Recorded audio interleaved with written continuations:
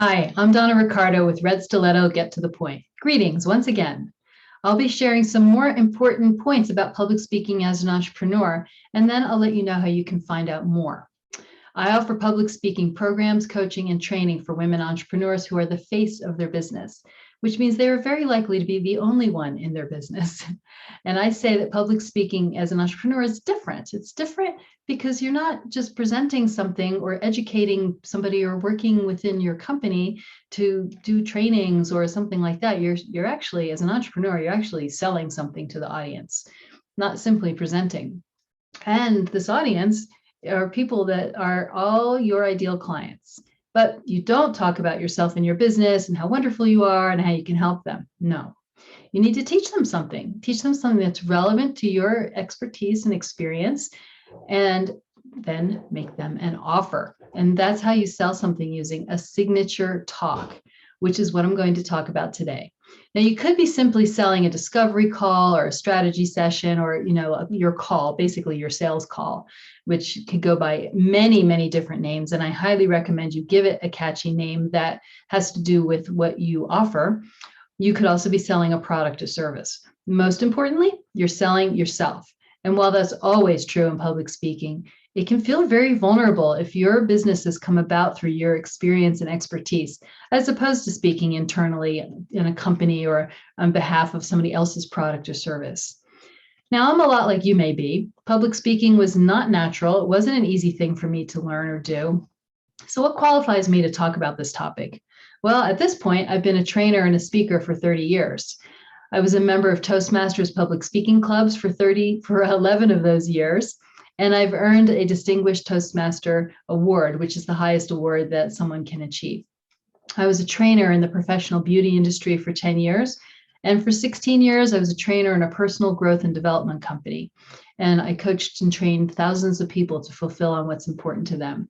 I'm also a trained NLP practitioner. NLP stands for Neuro Linguistic Programming, which is a fancy way of saying learning the language of your mind, how you talk to yourself, and that translates into what comes out of your mouth and how you communicate to others. And I'm also a member of the National Speakers Association. Over time, I have learned that the journey to be an effective speaker is so much more than just the speaking. So again, today we're going to talk about your signature talk. First of all, what is a signature talk? Well, this is an essential thing to have as an entrepreneur who wants to find leads and business through speaking. First of all, a signature talk is not a sales pitch, it's not a sales presentation, and it's not a speech. It's a business tool, specifically a marketing tool, and it's designed to attract clients.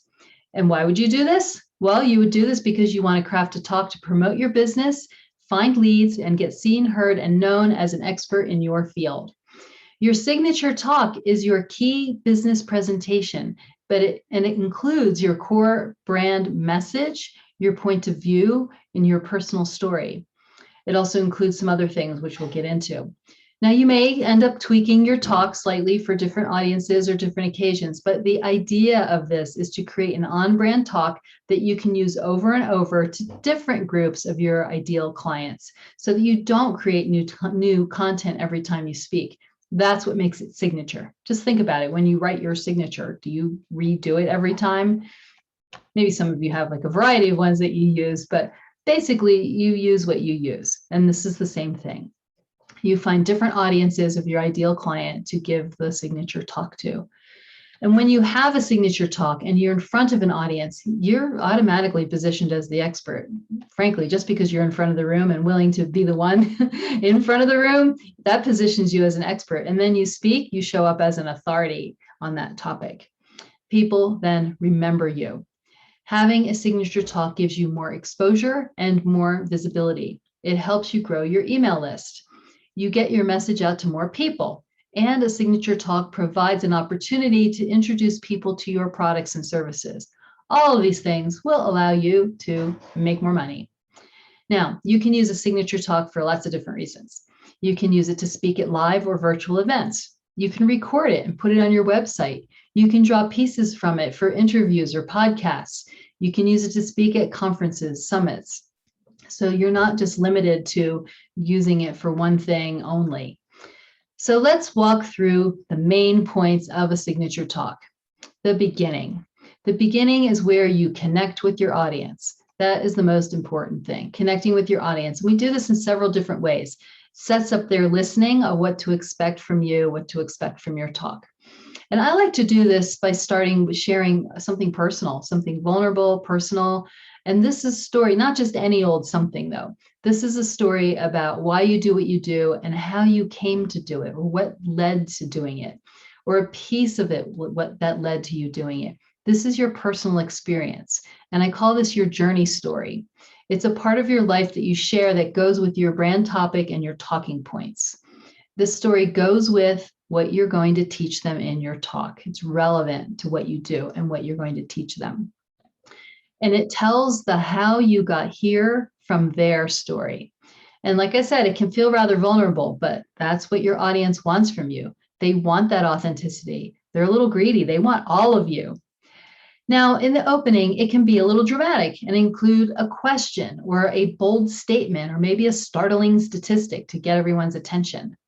Now that you have their attention, you share your story. I like to call it your journey story because it's the journey of how you got where you are now from whence you came. So you want to be sure that you don't have any emotional charge left over on this story. That's really important. As we spoke about in yesterday's video, you want people to see and feel your humanity, not feel sorry for you. This story should tell where you came from and what led you here. It only takes a moment in time to share that point. So for more on that, check out yesterday's video on storytelling. One of my clients is an Arbonne consultant. Let's call her Kara. Arbonne is all about health and wellness and beauty. Kara was in a boating accident as a teenager and ripped up her ankle, which resulted in her having to get skin grafted onto it. Now, kids can be pretty mean about things, and Kara grew up feeling ugly because of the things people would say to her about her ankle. Now, fast forward that moment in time, that incident, maybe you think of it as an incident rather than a moment in time, or an event rather than, it's not like a snap moment, right? It's maybe an incident that captures something. But that incident led to her becoming a consultant in a health and beauty company, Arbonne, because she wants people to feel good about themselves, unlike the way she felt about herself for a long time. So there are probably a lot of other stories that Kara, has done that have led her to Arbonne, but that one is a memorable one. It's a dramatic one. It makes her point, and it certainly left a huge impression on her. And that's what you're going for. You want to leave that impression on people. So following your story, you share what makes you credible and why they should listen to you.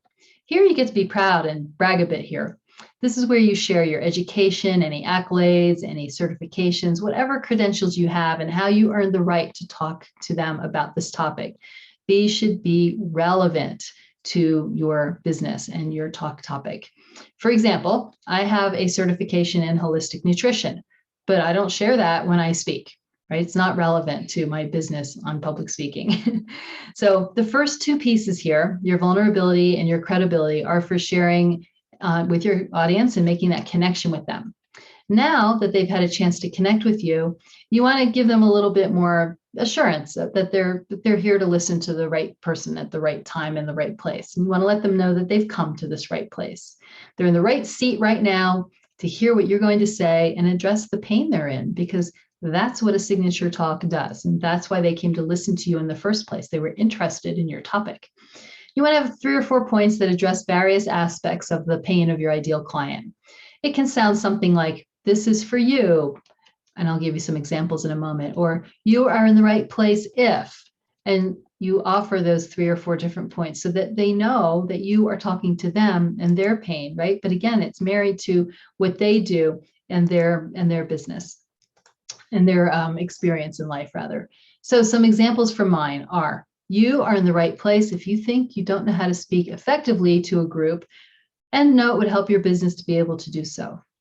You are in the right place if you've done some public speaking and you've just been winging it, but now you're ready to show up like a pro. You are in the right place if you want to share your expertise and experience, but don't know how to organize your thoughts and focus in on what's important. And you are in the right place if you know you have a message to get out to the world, but you're just not sure where to start. So the first part, before the but or the and, speaks to their pain. And the second part points to you with your product or service being the answer. And then you present your topic. You let them know today you're going to learn, or today I'm going to teach you or discover whatever it is they're going to learn or discover. You tell them what that is.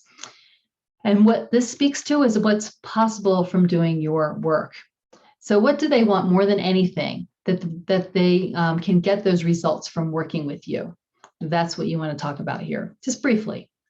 And now tell them the points of what you would like. So that's more of an overview. So now you would tell them the specific points. So if you have three talking points, let's say like in one of my talks, in my signature talk called The 3 Secrets of Public Speaking, what you need to know before you ever say a word, I tell them then that the 3 points are how you show up for yourself, how you show up for others, and how you show up in your appearance, and what that all has to do with public speaking and why that's all important.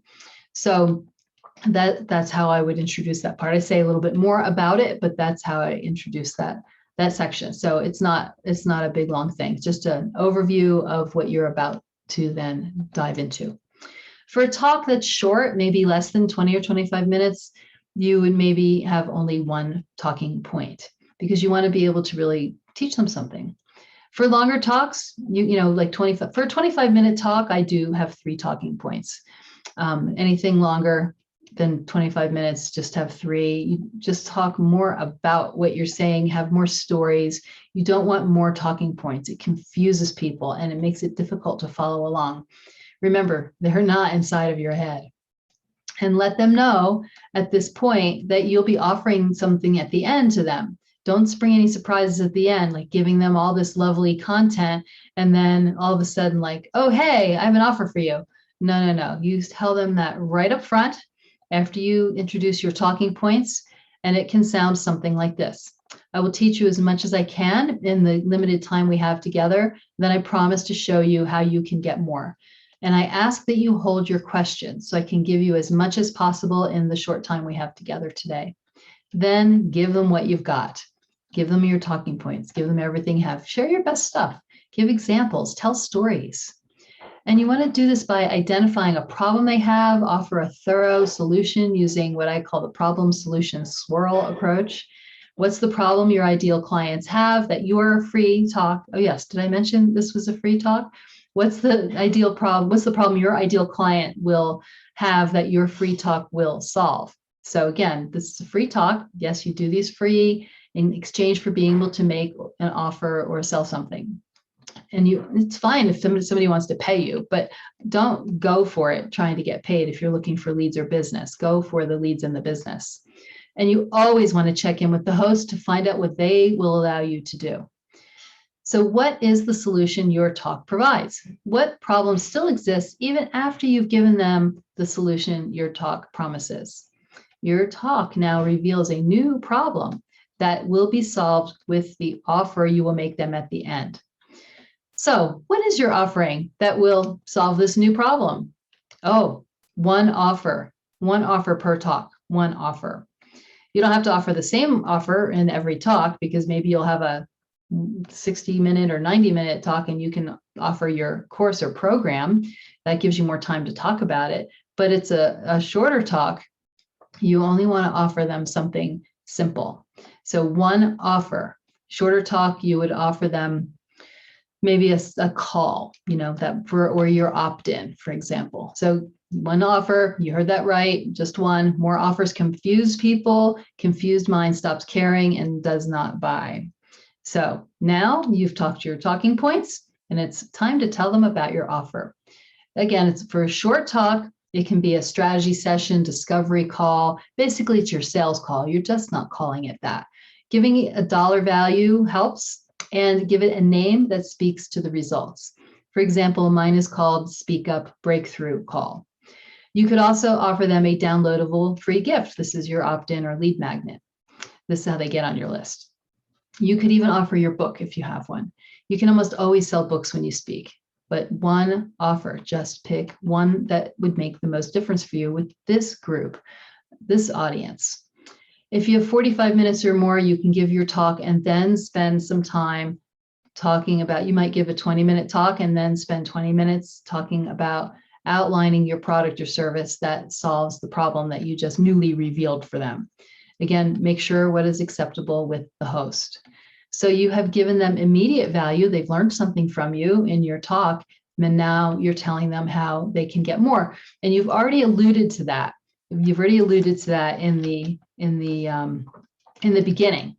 So that should be an easy transition for you to then go over to the offer when you get to the end there. So let's see. I hate when my technology doesn't cooperate.